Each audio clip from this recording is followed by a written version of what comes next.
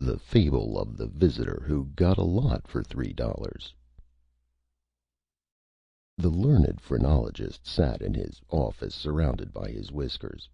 Now and then he put a forefinger to his brow and glanced at the mirror to make sure that he still resembled William Cullen Bryant. Near him on a table was a pallid head made of plaster of Paris and stickily ornamented with small labels. On the wall was a chart showing that the orangutan does not have Daniel Webster's facial angle.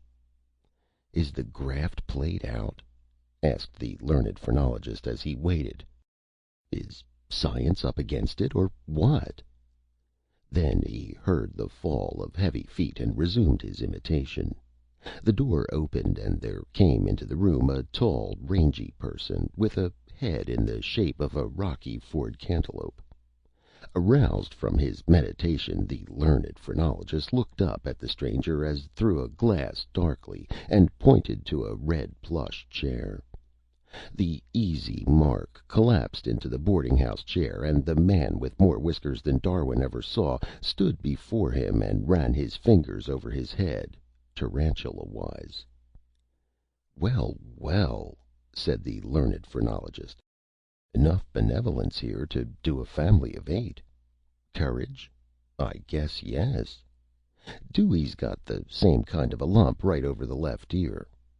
Love of home and friends, like the ridge behind a bunker. Firmness, out of sight. Reverence? Well, when it comes to reverence, you're certainly there with the goods. Conscientiousness, hope, and ideality. The limit.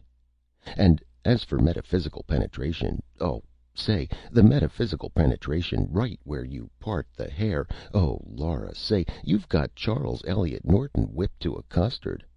I've got my hand on it now. You can feel it yourself, can't you?" "I can feel something," replied the human being, with a rapt smile. "Wit, compassion, and poetic talent, right here where I've got my thumb. A cinch. I think you'll run as high as 98% on all the intellectual faculties. In your case, we have a rare combination of executive ability, or the power to command, and those qualities of benevolence and ideality which contribute to the fostering of permanent religious sentiment. I don't know what your present occupation is, but you ought to be president of a theological seminary. Kindly slip me $3 before you pass out." The tall man separated himself from 2 days' pay, and then went out on the street and... Sample complete. Ready to continue?